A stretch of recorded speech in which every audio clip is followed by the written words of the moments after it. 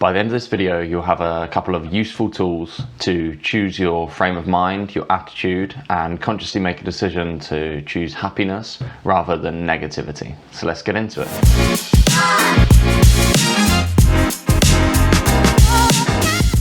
So today we'll be looking at how you can choose your attitude and consciously make a decision to choose your frame of mind and go with happiness rather than some habitual negativity. And today we're looking at Naval Ravikant's opinions on this, Ryan Holiday, Viktor Frankl, some of my own journeys with adopting a position of consciously choosing your frame of mind over and over and over again until it becomes your new frame of mind.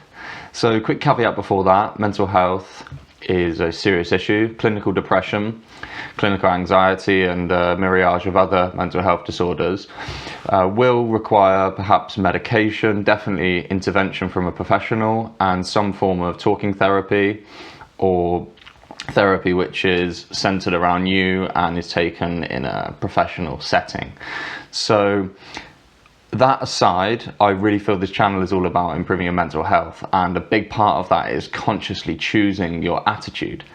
And one thing that a lot of people suffer with, if they're not in that clinical category, is that choosing their frame of mind and feeling that it's impossible is a large barrier to improving your mental health generally. Because if you say, oh, I can't change my frame of mind, I don't believe it's possible to change my frame of mind, then it puts this huge barrier up and it will stop a lot of your progress towards choosing your frame of mind. So a belief initially is really important that you can change. There's neuroplasticity, there's many different psychological interventions that all support that the more you do something, the more you speak positively to yourself, the more you act in a positive manner, you'll get feedback loops, and progression is possible. That's a little caveat I want to start with. And what's the alternative? The alternative is being bitter, being resentful, being judgmental, having an outlook on life that everything is hard, everything's against you. And that really goes against some of the key principles I like to discuss here, which is positivity, optimism, mindfulness, stoicism. With stoicism, you have reframing. You always have the choice to choose your attitude rather than take the world's events just as they are. You can always respond rather than react. With mindfulness, there's that non-judgmental awareness, and then you have the space around thoughts and feelings to act in a certain way. And with positivity, you can always introduce a positive thought, a positive feeling, a positive action. And all these loops and all these methods will come back to improve your state, where happiness can be more of a default setting for you. And so, taking that in mind, and noticing the alternative is bitterness and affecting our overall quality of conscious experience, let's have a little look at what some of these experts say, and then we'll go on to the practical tools and some examples. So two beautiful little quotes from Viktor Frankl about choosing our frame of mind. Viktor Frankl is an Austrian psychiatrist, Holocaust survivor, and he created logotherapy, a school of psychology, which has been very useful for me. And two quotes I love from him. The first one is, our last freedom as a man or a woman is to choose our attitude. And nobody can take our choice of our attitude away from us, no matter what the external circumstances are. And for him, they were absolutely dire. Being in the Holocaust, he had that freedom that nobody could take away from him, where he could choose how he chose to respond to events. People can do things to you. Things can happen that are completely out of your control and are wrong, and at the end of the day, they can't choose how you respond to that. And I love that. That's a beautiful thing that we can really use, and it's very practical. So choosing how we respond is our final freedom as a human that no one can take away from us. And the other one I love from him is, between stimulus and response, there's a space, there's a moment. And in that space, we can choose who we are, who we want to be, and how we want to think, feel, and act. And what I love about that is, as an event has happened to us, something external or our initial thoughts, if we take a moment, we can then respond and react in a way that we choose. But without taking that moment, that space, we're going to be reactive. So those two from Viktor Frankl I think are really powerful for choosing our attitude. Ryan Holiday, he says, the key to happiness, to relationships, to life, to success is, again, taking that moment, taking that pause, taking that stillness. He's written a book called Stillness is the Key, where if you can take a moment, and I like to use mindfulness here to just notice the initial thoughts or feelings arise, and then implement your reframing, your stoical reframing of events. Then you have control over how you choose to react. But without that pause, without that moment to take a beat, as he says, we are left at the whim of the actions of other people or our initial thoughts.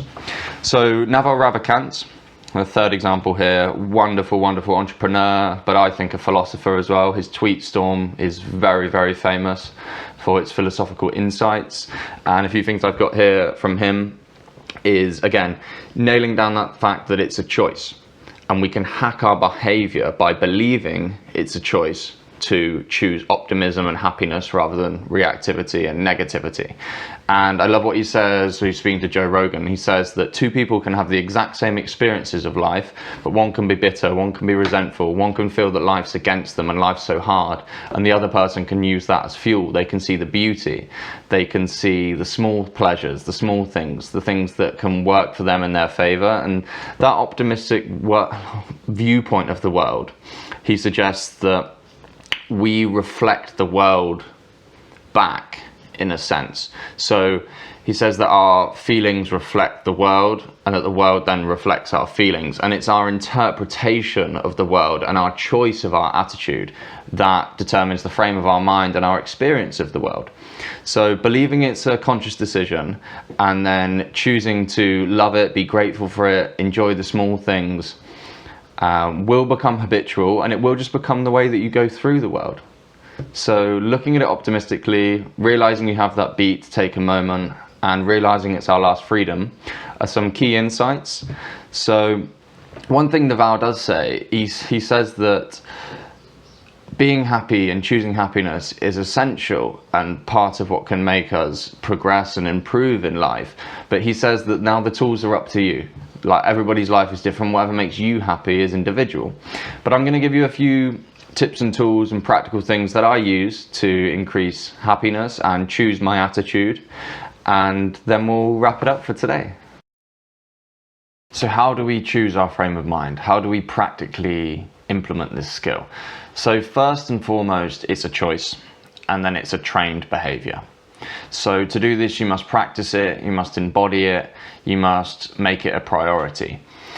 So that aside, where I would start with this would be, I would use mindfulness. As you know, I'm very much into mindfulness. So I would use mindfulness to notice your present thought, your present feeling, your present attitude, accept them in the present, and then consciously initiate a new thought, a new feeling, or a new mood. So after you've noticed the thoughts, the feelings, note them. Is it anger, frustration, thought of yesterday? Try not to make it too personal. And then once you've created that space around them, in the next moment you can fire to wire, as they say in neuroscience, cells that fire together wire together, your new feeling or attitude.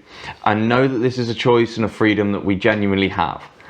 So at any time. And if Viktor Frankl could do this in the Holocaust, we can try and do this in our lives. We can try and choose our attitude. So one way I like to look at this is almost like a mantra. And this links very much to CBT, where thoughts control or link to feelings, link to behaviors or moods. So repeating it as a mantra, I can choose my attitude, or I have the freedom to choose at any time. Or just, instead of such a conceptual look at it, just like, don't need to say I am happy, but you could just say, in each circumstance, I'm choosing to see the positive side in this. I'm taking the position of positivity. So this is about perspective and then about training. So our framing of events and reframing is one way of taking a different position on events that have already happened to us.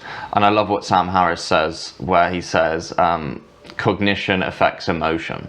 So the way we're thinking and the way we're choosing our attitude will affect our mood and our feelings as a result. And I also love what Sam Harris says is that the next hour, the next minute will affect the day, and then days turn into weeks, and weeks turn into months, and turns into years. So our frame of mind will determine the quality of our life.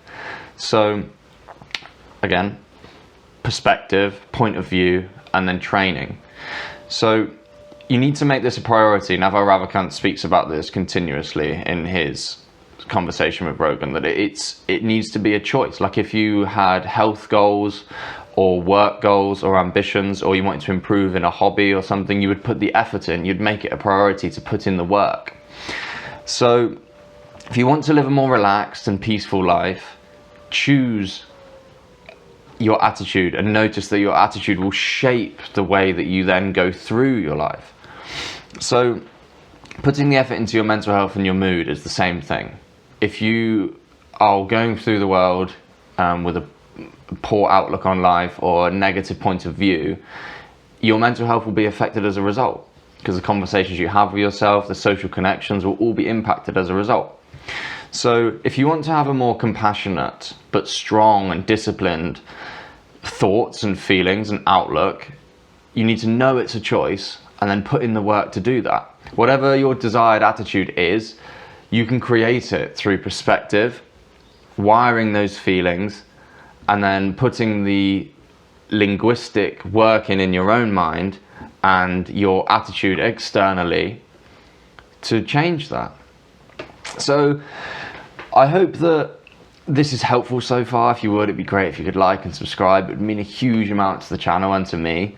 And let's look at 3 simple examples of how you can go about this in your day.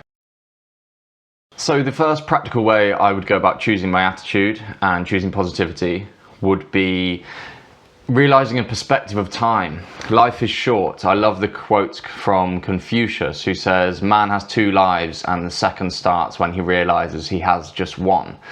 And what that's really talking to is the finiteness of life. And if we realize that life is short, trivial things won't bother us as much. This doesn't need to fill us with dread. It can just show us that it's an argument with your partner or your friend or your family member over a decision to go and eat somewhere, or who's doing a certain task around the house. When you realize life's short and it'll all be over in a matter of decades, is this really worth the quality of our conscious experience? Is this worth changing our mood over? So the finitude of life and realizing that it's short, the Stoics call it memento mori, will change your mood, because why would you hold on to things if life is this short? Is it worth it? So next time there's a little dispute going on or a decision that needs to be made, either go with what the person's saying with a positive frame of mind, or just have a really peaceful, calm discussion and make the right decision. Choose your mood, and that will improve the connection you have. The second one here is linking off the back of this one. Social connections will improve as a result of this. If you choose to be optimistic, choose to say yes, not all the time, you need to have some boundaries, but choose to indulge in what other people want to do. The Stoics always say, be disciplined with yourself but tolerant with others. Choosing your attitude and choosing your frame of mind through social interactions, by agreeing to do things or by just choosing to be a bit more other orientated, will really improve your mood, and it will help you, it will loop back round. Your actions will help you choose your mood, and choosing your mood will help your interactions. So the third way I would look at this, and this is really the key way for me, would be see how it makes you feel. Having a positive frame of mind or being optimistic feels so much better than resisting and having judgment and being bitter or resentful or resisting things. And being kind, being compassionate, being optimistic, as I said, will change the way you go through the world. Compared to judging people, judging yourself, doubting things and seeing the negative way on the situation, framing the same situation in a positive way will drastically change your experience, and you'll feel better. So it's a win-win experientially and emotionally. So if you're having a dispute with somebody or an argument with somebody or anything, how does that feel? It feels negative, there's tension, there's tightness. But if you are open and can reframe it, see how that makes you feel. Just play around with it. And if you feel better by choosing a positive frame of mind, why would you not go with that choice? Again, it needs to be a decision based on perspective and then training this over and over again. So, the last one would be letting go of judgment.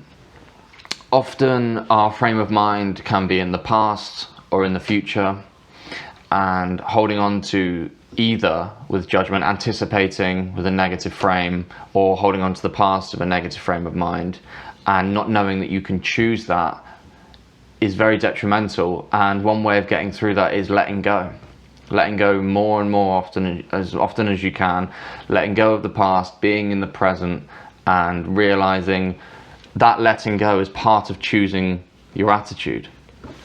So I hope these have been practical tools. I hope I've given you some insights as well that may be more useful than the practical tools themselves, from Naval, from Ryan Holiday, from Viktor Frankl, from Sam Harris. And it's a really key lesson that I'm trying to convey here, that our frame of mind really determines the quality of our life. And if we can put little bits of effort in to incrementally improve our mood and our experiences of the world and our connections by consciously choosing the way we look at the world, I think our mental health will be improved as a result, and our day-to-day life will just be much more pleasurable and relaxing and connected. So yeah, it's been an absolute pleasure making this video. It's something I use every day on my walks in the morning. I consciously choose my frame of mind using some of the tools I've spoken about and the other things I discuss on this channel. It's been a pleasure as always, and until next time, take care, my friends.